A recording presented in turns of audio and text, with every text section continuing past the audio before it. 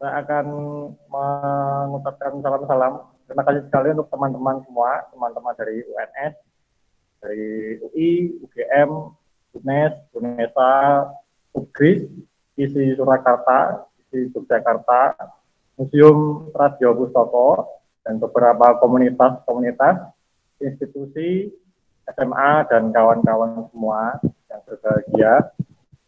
Karena ini diskusi yang cukup menarik dan ternyata banyak yang ikut, tidak cuma dari UNS toh, terus yang seperti yang sudah, tapi ternyata sampai UGRIS dan lain-lain bisa ikut. Saya selamat sore teman-teman semuanya. Oke. Karena banyak yang ikut dan izinkan saya untuk mengenalkan apa itu komunitas raja. Nah, komunitas raja itu merupakan komunitas berbasis program yang konsen di Jawa Tuna dan klasik Mataraman. Dan komunitas raja ini terbagi menjadi 4 divisi. Divisi yang pertama divisi komunitas, yang kedua divisi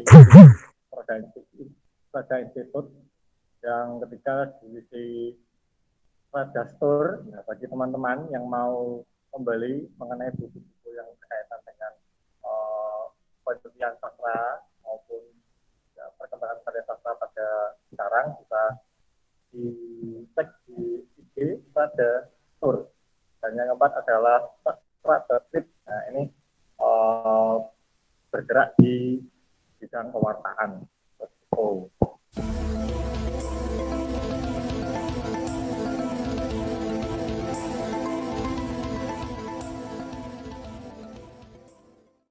Oke, selamat sore teman-teman dan selamat datang di diskusi bulanan komunitas Strada.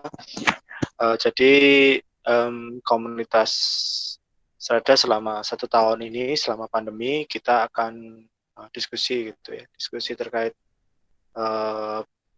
beberapa hal yang kita pilih secara tematik. Biasanya kita usulkan ke teman-teman dan mengikuti usulan teman-teman via media sosial dan lain-lain. Jadi diskusi ini akan secara rutin begitu ya, bulanan diselenggarakan sesuai dengan kebutuhan dan keinginan teman-teman. Jadi misalkan teman-teman punya usulan tentang apa gitu ya, sesuatu yang bisa dibahas dengan naskah dan lain-lain, ini teman-teman nanti bisa usulkan melalui inbox di IG Strada Salah dan media sosial yang lain, Facebook, Twitter, maupun di email. Oke, sore ini kita akan membahas sesuatu hal yang berbeda dari yang lain. Kita akan mengambil sebuah tema yang berjudul landscape gitu ya. Jadi landscape itu dalam bahasa Jawa biasanya kita mengenal dengan istilah pagelaran alam gitu ya. Jadi atau pemandangan sesuatu yang bisa kita pandang gitu, dan terkait dengan alam sebagai sumber penciptaan seni ya. Ini mutlak di beberapa karya seni yang lahir dalam kebudayaan Jawa, kita bisa melihatnya di dalam seni rupa maupun seni musik dan seni visual yang lain gitu. Dan sekarang juga merambah ke dalam bidang yang lain, misalkan ke bidang seni rupa gitu ya, seni rupa yang digital gitu. Jadi misalkan ruang-ruang film, animasi, nah itu semuanya akan terkait dengan ruang-ruang yang berhubungan dengan alam ini gitu ya. Nah, saya akan memulai dengan pengistilahan gitu ya, istilah tentang alam. Jadi berangkat dari kata landscape gitu ya, dari slide kedua. Jadi kalau kita mengenal istilah landscape, sebenarnya kita akan berangkat dari definisi landscape itu sendiri gitu. Jadi landscape berangkat dari kata landscape dalam bahasa Inggris.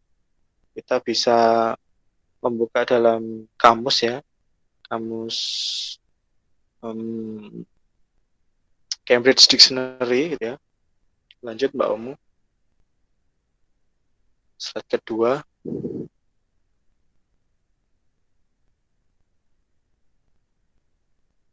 Udah belum ya?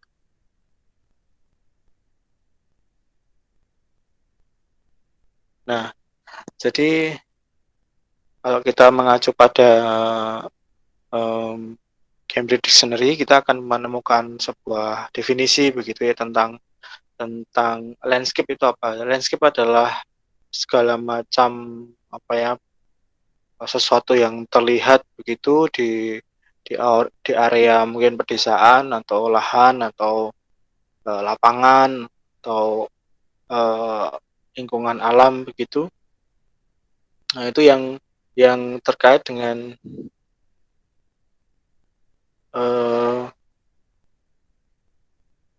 keluar lagi. Jadi apa yang dilihat manusia berdasarkan pandangan gitu. Jadi misalkan terkait dengan pedesaan, terus lingkungan di alam sekitar gitu. Itu biasa kita sebut dengan landscape gitu ya. Nah, landscape itu sebenarnya juga sering ya jadi dibandingkan dengan kehidupan kita sehari-hari gitu, karena kita memiliki ini ya, memiliki kehidupan masyarakat Jawa itu sebenarnya tidak lepas dari ini sekitar gitu ya. Jadi misalkan kayak sosial masyarakat agraris, kemudian nelayan dan lain-lain, itu pasti tidak akan jauh-jauh dari landscape itu sendiri. Makanya landscape ini menjadi penting karena dia akan menjadi ini ya, karena dia akan menjadi salah satu bahan gitu penciptaan dari kehidupan bermasyarakat di dalam masyarakat Jawa. Nah, kemudian sore ini kita akan membahas tentang cakepan gitu ya, cakepan dan gending di Jawa. Nah, mengacu pada Bau Sastro ya, Purwodarminto itu gending adalah lelagoning gamelan. Jadi lagu dari sebuah gamelan itu sendiri, sedangkan cakepan itu berarti apalan atau hafalan ya dalam bahasa Indonesia. Jadi sebenarnya dalam konteks karawitan Jawa ya, saya nanti kalau salah silahkan dibenarkan atau mungkin kurang silahkan ditambahin nanti di akhir diskusi. Cakepan itu hafalan yang dipakai oleh seorang praktisi, dalam hal ini praktisi seni karawitan. Dia mengambil apa ya, semacam lirik-lirik tertentu yang digunakan untuk mengisi gending. Jadi dalam iringan lagu itu, dalam irama seni musik Jawa itu, dia mengambil lirik-lirik yang itu dianggap sesuai gitu dengan iringan gending itu. Nah itu kemudian sering hari-hari ini disebut dengan cakapan, hafalan tentang gending-gending itu. Nah, yang menarik sebenarnya hari ini banyak sekali ya teman-teman.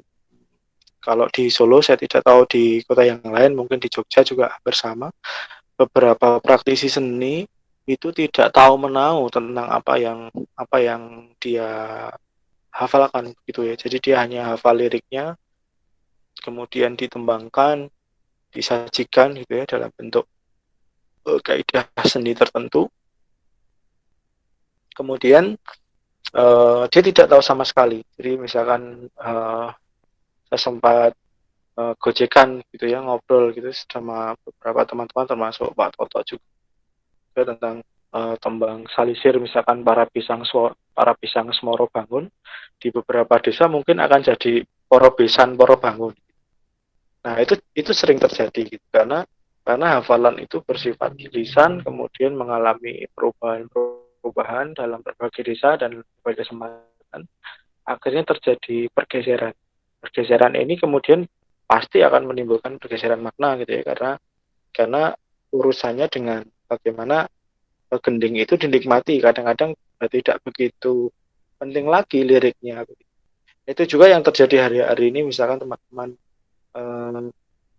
melihat ada pernikahan Jawa begitu ya, ada Pambiworo di situ, kemudian Pambiworo itu mengucapkan Panyondro ya, Panyondro, kemudian mungkin beberapa tamu yang hadir di dalam acara itu mungkin sama sekali tidak tahu tentang sebenarnya ini benar atau salah, ini estetis atau tidak, atau sebenarnya ini Pambiworo ini ngomong apa. Nah, itu terjadi dewasa ini. Tentunya agak berbeda ketika teman-teman yang mungkin ada di sini ya beberapa studi tentang sastra Jawa itu sendiri atau pendidikan bahasa Jawa atau seni, ini pasti ditangkap secara berbeda. Nah, tetapi ketika teman-teman umum, masyarakat awam pada umumnya itu sudah mengalami pergeseran. Nah, itu juga yang terjadi di dalam gending-gending ini. Kita sering sekali mendengarkan gending dalam iringan-iringan tertentu, tetapi cakepan itu tidak banyak orang yang tahu lagi. Jadi tidak mungkin teman-teman hanya mendengarkan gendingnya saja, tetapi tanpa mengurai liriknya itu. Nah, kemudian lanjut. Nah, dari itu semua sebenarnya kita akan kembali gitu mengurai sebenarnya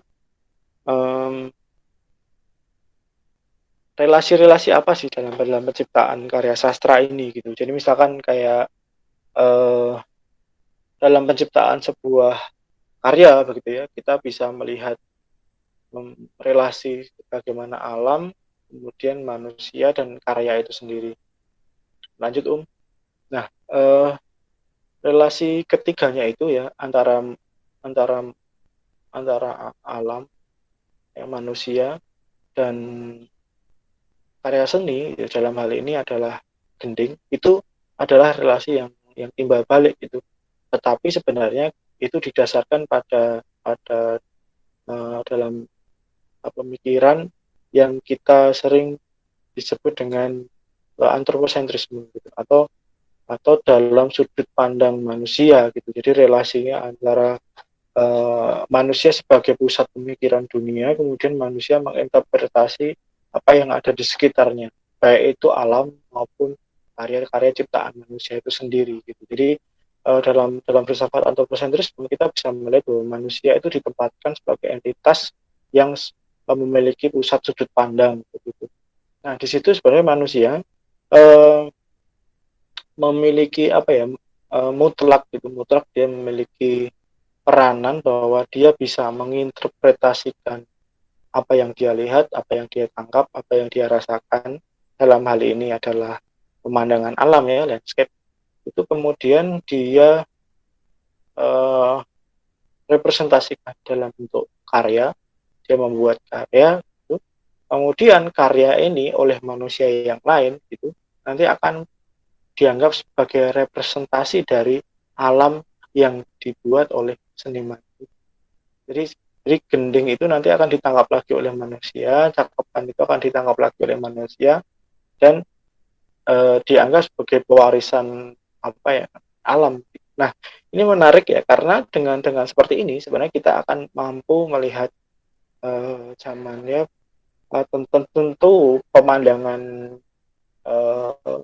alam itu sebagai pandangan yang ideal yang diinginkan oleh manusia. Misalkan begini, misalkan hari ini ketika teman-teman hidup di Depok gitu, di Jakarta, di Jalan Margonda yang sangat ramai begitu, kemudian teman-teman sastra Jawa misalkan ketika dia mengarang, dia akan berupaya menyajikan pengetahuan tentang alam itu yang sangat ideal, misalkan bagaimana pesawahan, bagaimana hutan, bagaimana matahari terbit dengan eloknya atau bagaimana. Nah, tetapi ada hal-hal kecil yang tidak bisa dipungkiri jika si manusia ini, si subjek pembuat karya seni ini dia sebenarnya tidak pernah punya pengalaman lain keluar dari Depok misalkan. Dia tidak pernah ke Banyuwangi atau dia tidak pernah ke Wonosobo melihat gunung-gunung. Akhirnya dia punya imajinari tentang gunung itu hanya mungkin dari apa yang dia dengar saja gitu misalkan di masa lalu. Sekarang kan hari ini digital ini memungkinkan orang melihat dan membuat interpretasi atas gambar dan tangkapan dari gunung.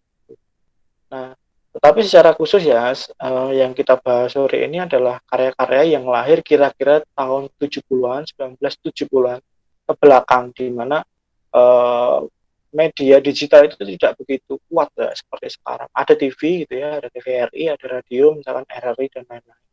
Tetapi narasi digital itu tidak begitu kuat gitu ya. Jadi hanya TV yang disajikan oleh TVRI ya pada waktu itu dibatasi dan lain-lain. Nah, tetapi pada waktu itu manusia Jawa gitu ya, seniman-seniman Jawa ini dia membuat sebuah karya seni berdasarkan um, ruang intelektual dia gitu. Apa ya dari ruangan sekitarnya, mungkin dari perjalanan hidupnya dan lain-lain. Nah, ini juga yang bisa kita lihat ya, bagaimana alam menjadi sumber penciptaan karya seni. Misalkan gunung ini gunung Merbabu di salah satu gunung ketika biasa penelitian ya di gunung itu, saat begitu melihat gunung ini menjadi ruang yang sangat ideal gitu ya, sangat indah, teduh, kemudian sejuk gitu ya, udaranya segar. Nah, kira-kira mungkin inilah ruang ideal ya, ideal dari yang diharapkan seniman gitu ketika dia membuat karya seni. Nah, akhirnya citra inilah yang ditangkap, kemudian diambil dan diturunkan kembali ke dalam karya seni. Dalam hal ini adalah cakapan-cakapan gending. Nah, lanjut Tum. Nah, dalam cakapan gending itu praktis ya, kita akan berrelasi dengan apa yang disebut dengan karya sastra, karya karya seni yang dia objek yang diolah sebagai seni itu adalah kata-kata begitu ya. Kemudian dia menggunakan kata-kata indah dan kata-kata indah ini biasanya dipakai oleh sastrawan kemudian dikemas ke dalam bentuk gending gitu ya, dalam dalam iringan misalkan. Jadi dalam iringan dan dalam bentuk mocopat dan lain-lain kita bisa melihat ya bahwa karya sastra Jawa dulu banyak sekali beberapa karya sastra itu yang berangkat dari kumpulan kata-kata yang digubah dalam bentuk iringan tertentu dari mocopat sampai dengan gending. Nah, itulah nanti akan berrelasi ya antara seniman musisi kemudian sastrawan kemudian itu dia dia merangkainya ke dalam dalam satu buah karya yang kita sebut dengan gending yang berisi cakep itu. Kemudian lanjut Nah, misalkan tanggapan seperti ini ya, ini saya ambil di Gunung Andong kalau tidak salah, ketika matahari pagi begitu ya, kemudian semburat merah-merahan. Ini juga ketika saya membayangkan ya bagaimana landscape alam seperti ini ditangkap oleh seniman itu, kemudian uh, dia transformasikan ke dalam sebuah karya sastra. Misalkan kita menemukan dalam Kakawin Bratayuda misalkan. Nah, dalam Kakawin Bratayuda itu di Wiarsita, Sarjita, kemudian di Pupuh ke-6 bait pertama kita akan menemui teks ini yang sangat terkenal misalkan Meh Rahino Semubang yang Haruno Katinetrane Ogorapuh Sabdane Kukilo Ringkane Borsaketerning Kidung Ning Agung Lurwus Wini Bonco Papat Tak Ayamen Wono Ring Pagagan Rak Anuhuh Remoro Angroboso Kusumo Ring Parasian Arum. Nah, ini teks ini ada di dalam Kakawin Bratayuda ya. Nah, Bratayuda pada waktu itu kemudian perkembangannya gitu ya, di dalam masyarakat Jawa Baru ini digubah gitu ya. Digubah dan hari ini sering kita mengenalnya dengan Bowo Sasadoro Kawekas misalkan.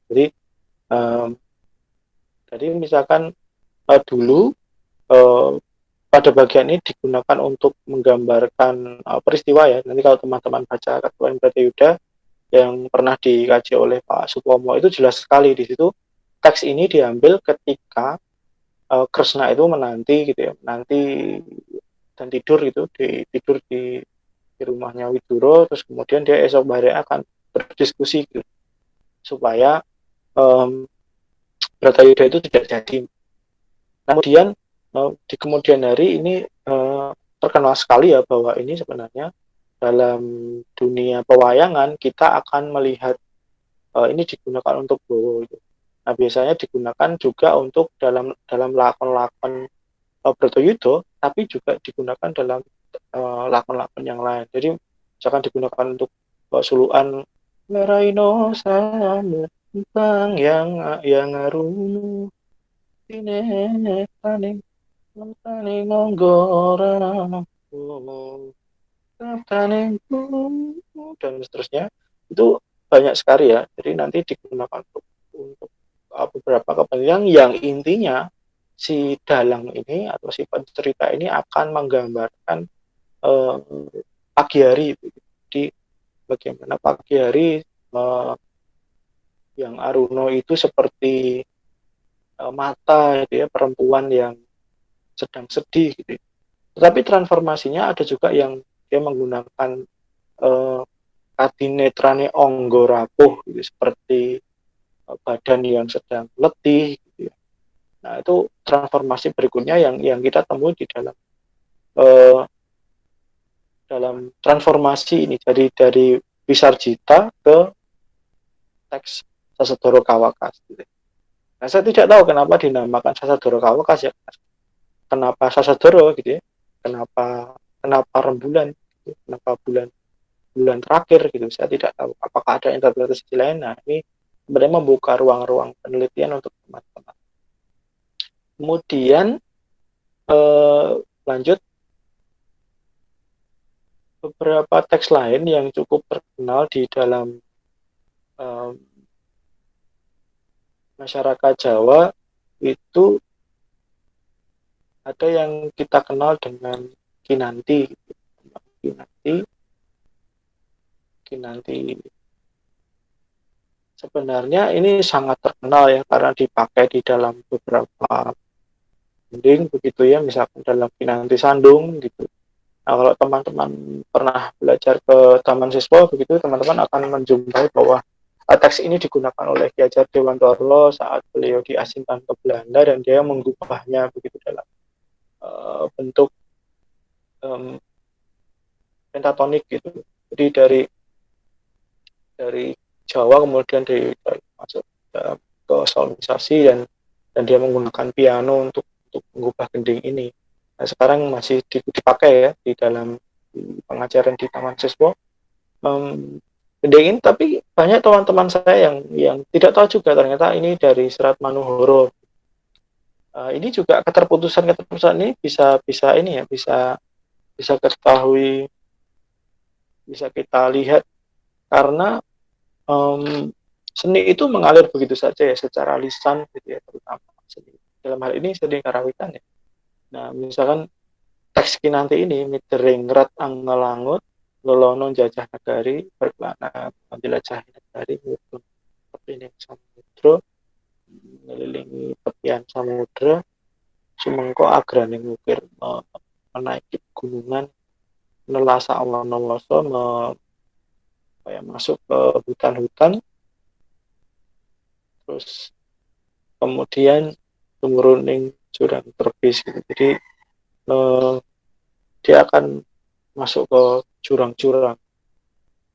Nah di situ sebenarnya kita akan tahu ya bahwa teks itu dipakai oleh Panjenengan Gusti Pangeran Arya Adipati Mangkunegoro keempat dalam teks Manuhara itu.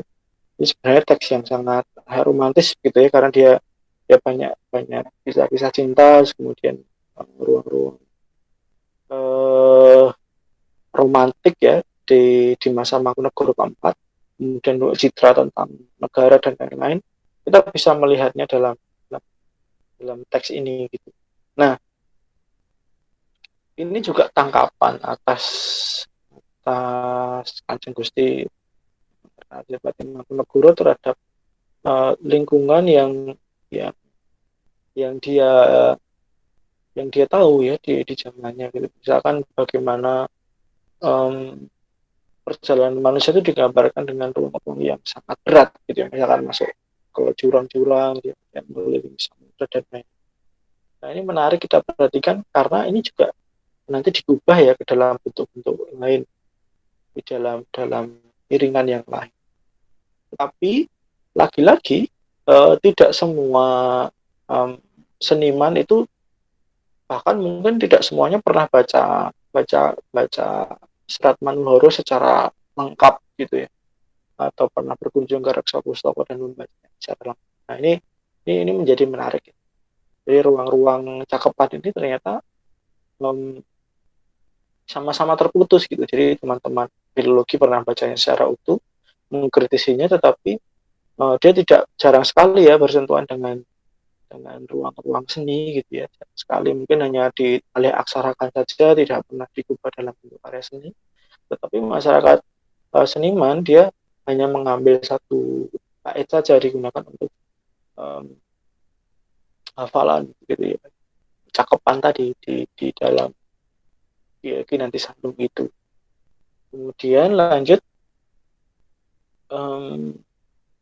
masa-masa yang lebih baru kita akan menjumpai ya seniman-seniman besar gitu ya, yang saya anggap ini mampu kita masih bisa melacaknya melalui karya-karya yang lain gitu. Jadi misalkan Kinarto Sabdo itu adalah seorang seniman yang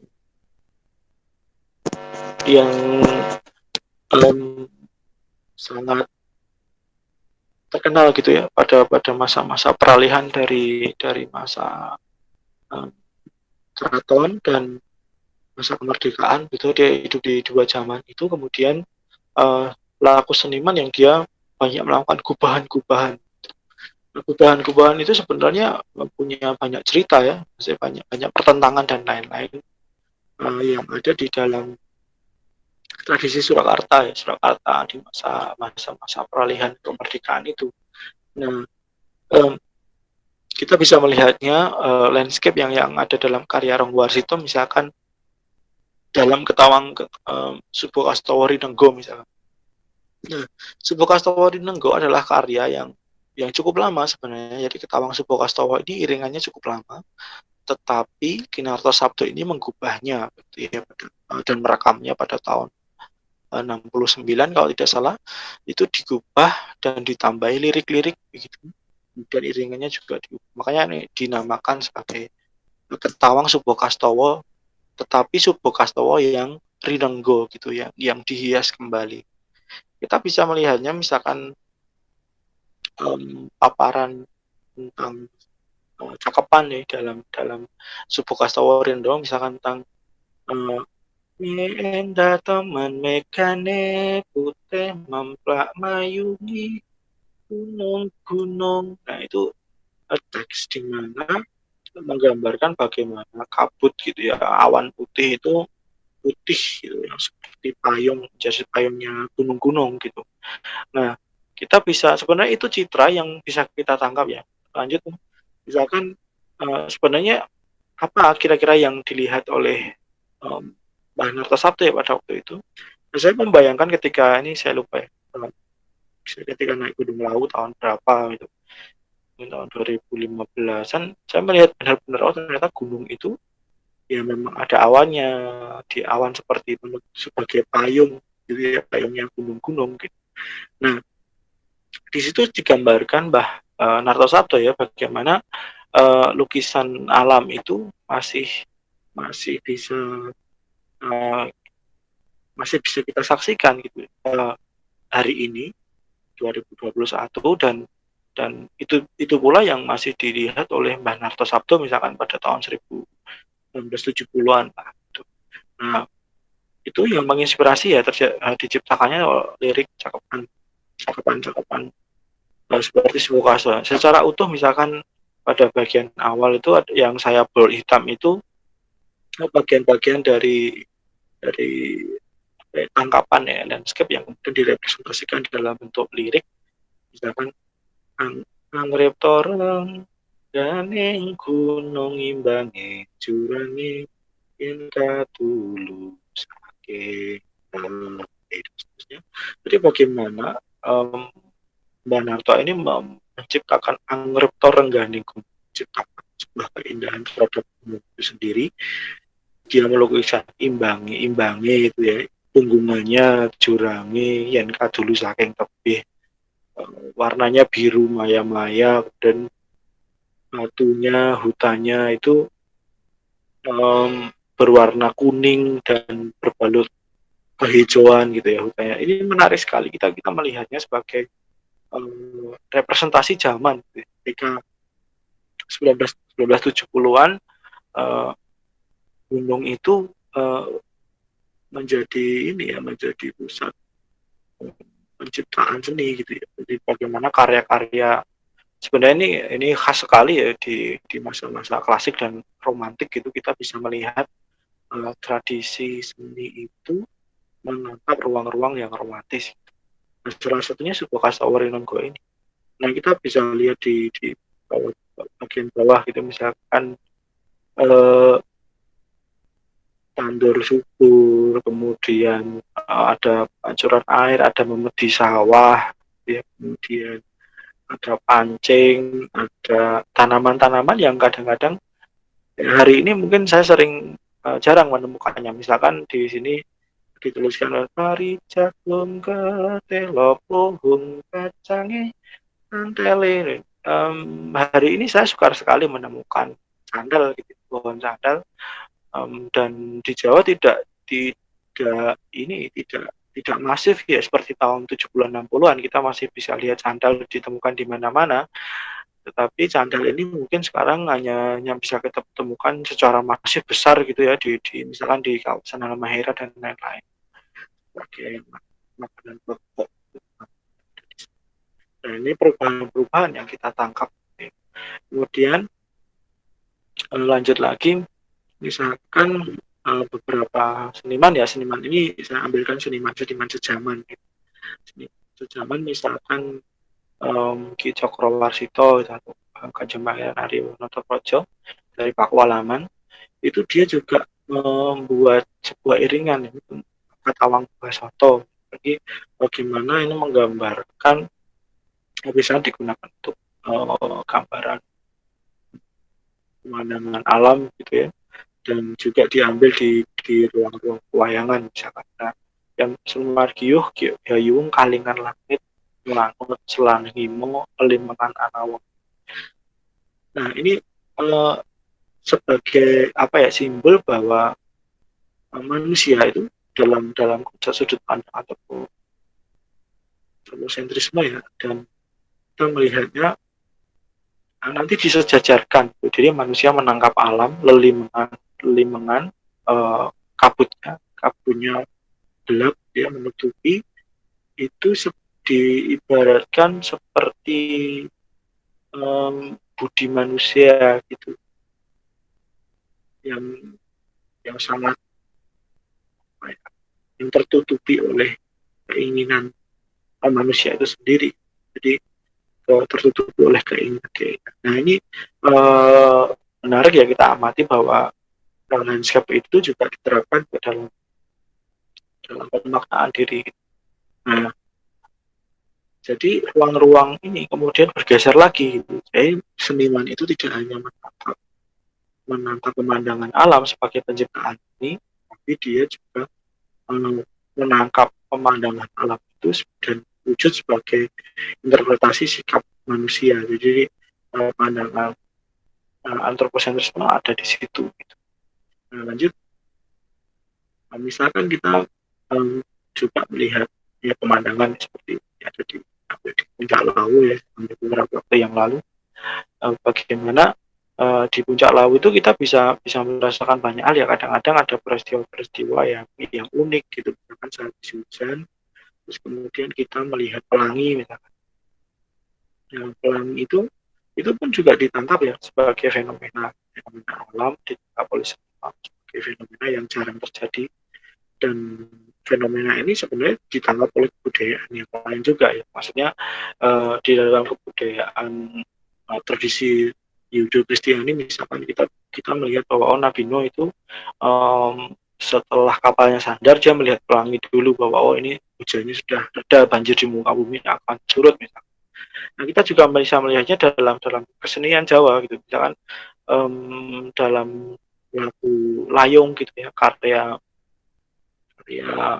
Pak Harjo Subroto gitu, kita bisa melihatnya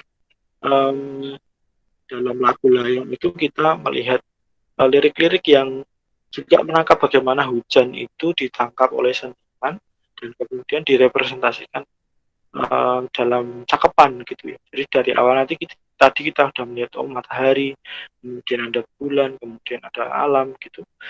Kemudian fenomena-fenomena ini ditangkap gitu, oleh seniman dan disimpan dalam cakepan. Misalkan dalam lagu Layong ini ya, Layong oleh Pak Harjo Subroto itu lagu yang sangat terkenal ya, mungkin anak-anak di sekitar Magelang dan Yogyakarta saya pikir masa kecilnya gitu yang seusia saya ya, angkatan 90-an, teman-teman yang lahir tahun 90-an pasti mengenal karya beliau ini gitu kan, tentang surut udan terus mawur angin roto engan tarik so kasun sun so ikolandung irep irep satawaning sampin duko deso deso alas lan dan seterusnya. Terus kemudian dia menangkap bagaimana ketika alam itu berubah, terus kemudian matahari ada gitu. Nah, yang korelatif gitu ya, ada peristiwa korelatif misalkan bunyi-bunyian burung. Gitu. Jadi karya itu menarik ya. Jadi fenomena dulu, kemudian ada perubahan fenomena, kemudian dia menjelaskan perubahan fenomena ini ditangkap oleh makhluk lain selain manusia. Jadi misalkan di layang itu kita bisa lihatnya sebagai mano muni sesauran barang sile suwardi rombolan rerakitan ono siji kang nyelong manuk tilang anporowan enjo eng pangsoro gandang dan seterusnya. Nah itu relasi ya, jadi relasi bagaimana seorang seniman ini dia membuat dan menangkap ya relasi antara peristiwa alam kemudian apa yang menyertainya itu ditangkap sebagai cakapan dalam dalam ruang-ruang yang menarik tentunya dan menciptakan geni. Kemudian selanjutnya misalkan dalam dalam ruang-ruang yang agak jauh dari karawitan yang khas keratonan begitu nanti kita akan menemukan kantong-kantong kebudayaan yang sama menariknya dengan tradisi keratonan gitu, misalkan di daerah Banyumasan, kemudian Tengger, kemudian Banyuwangi, kemudian di Ponorogo, kita akan menemukan lirik-lirik gitu, cakapan-cakapan yang biasanya bersifat seperti pantun, parian-parian gitu, parian lengger dan lain-lain. Misalkan di Banyumasan kita bisa menemukan ini ya, menemukan teks ini gitu. Misalkan Yesus sekali gedung jeroban soten atine gular kalengirangan. Nah ini sering sekali digunakan di kawasan Banyumasan sampai ke Wonosobo sampai ke Purbalingga bahkan sampai ke ini ya paling timur begitu sampai di daerah Kebumen gitu, Temanggung dan Magelang kita masih bisa menemukan. Ini khas sekali gitu ya, bagaimana cara seniman menyampaikan tangkapan gitu, tangkapan apa yang dia lihat dengan standar seninya sendiri gitu. Jadi saya pikir ini menarik karena seniman itu menangkap peristiwa-peristiwa alam yang cukup unik gitu dalam rekaman apa namanya cakapan ya, cakapan lirik kemudian di dalam gending. Nah ini pula yang sebenarnya yang diinginkan oleh si pembuat karya ini, karya seni gending ini, dan dia dimajui teks sastra, kemudian di situ kita akan tahu gitu perubahan-perubahan. Nah, sebagai utas penutup ya, saya mungkin lebih banyak pertanyaan. Jadi sebagai utas penutup ini kita bisa melihat ya, kenapa kok seniman-seniman terutama karawitan itu tidak banyak tahu ya, tentang sejarah teks atau apa mungkin sering sekali yang paling sering itu misalkan lagu ABCD langsung ini yang membuat Sunan Kalijogo, ini yang membuat Narto Sabdo. Itu sering sekali. Jadi banyak karya yang tiba-tiba langsung diklaimkan ini karyanya Mbah Narto Sabdo, padahal enggak, ada tokoh-tokoh lain nih yang membuat itu, dan tahunnya enggak begitu jauh sebenarnya, baru 100 tahun.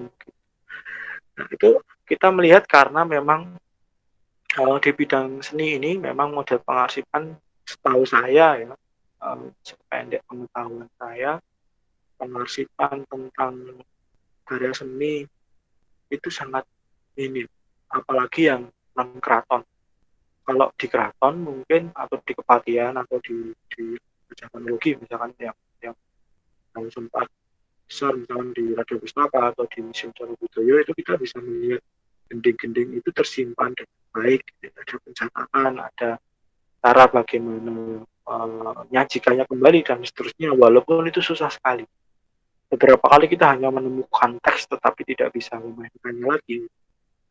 Dan apalagi daerah-daerah yang pada waktu itu tidak memiliki kesempatan untuk dia memiliki media tulis gitu ya, dalam hal ini naskah ya, duluan atau kertas Eropa dan lain-lain. Nah, di situ akhirnya hanya terjadi pewarisan secara lisan. Apakah lisan ini juga berubah? Ya pasti berubah, seperti hanya tata tulis juga berubah, tetapi lisan akan cenderung lebih mudah hilang gitu karena manusia punya keterbatasan dan lain-lain, kecuali komunitas itu tertutup ya. Jadi misalkan kita belajar di Sunda gitu, teman-teman Baduy, ada beberapa pantun gitu, pantun di orang Panekes, kemudian di kawasan kawasan Kabupaten gitu, itu kita melihat tradisi itu turun dan relatif sama dari tahun ke tahun. Bahkan dalam jarak 100 tahun gitu, apa yang mereka um, apa yang mereka terima sama gitu. Tapi untuk komunitas-komunitas terbuka ya, yang saat ini uh, ya seperti saya lah sekarang, saya hidup di Surakarta dengan masyarakat yang sangat terbuka, orang bisa aja main ke ISI, bisa aja main ke Jakarta, bisa main ke Eropa dan lain-lain, dia akan uh, kesusahan untuk menangkap pewarisan secara lisan. Jadi kadang-kadang karena susahnya pengarsipan yang kita temukan, misalkan karena kejadian tertentu ya, misalkan kayak kepatihan kan gedungnya terbakar dan lain-lain, itu juga membawa ruang-ruang yang harusnya kita mendapatkan data historis jadi susah sekali kita menemukannya. Makanya cakupan hari-hari ini kadang-kadang ahistoris, banyak sekali yang dan nah kemudian cakupan yang ahistoris itu kadang-kadang hilang konteks karena pemakainya tidak memahami bahasa itu. Jadi bahasa yang kita misalnya secara khusus ya di Jawa, kita akan praktis kita harus belajar bahasa Jawa dengan berbagai macam dialeknya ya, pesisiran, kemudian di apa namanya, di dalam Banyumasan, Tengger dan lain-lain, itu akhirnya kita menjadi bias, bias dan kadang-kadang itu juga yang membuat kawan-kawan kesulitan untuk memaknai. Kemudian relasi seni karawitan ya, baik praktisi maupun praktisi ini kadang-kadang mempunyai ruang-ruang yang berbeda. Jadi kalau teman-teman datang gitu ya di Solo atau di Jogja, itu sangat-sangat kentara gitu antara jarak sebagai seniman musisi dan sastra di FIP itu mempunyai ruang tersendiri, padahal itu nggak boleh gitu. Padahal itu sebagai kesatuan yang harus kerja bersama-sama. Nah, akhirnya adalah cakapan itu dipahami secara benar dan terukur oleh masyarakat Pamangku. Dan kemudian ruang-ruang akademisi itu memberi sumbangan kepada masyarakat atau sebaliknya masyarakat memberikan sumbangan yang besar juga terhadap data-data penelitian di ruang akademisi. Nah, saya pikir itu dulu Mas Kukoh, mungkin kita lanjut ke diskusi. Terima kasih.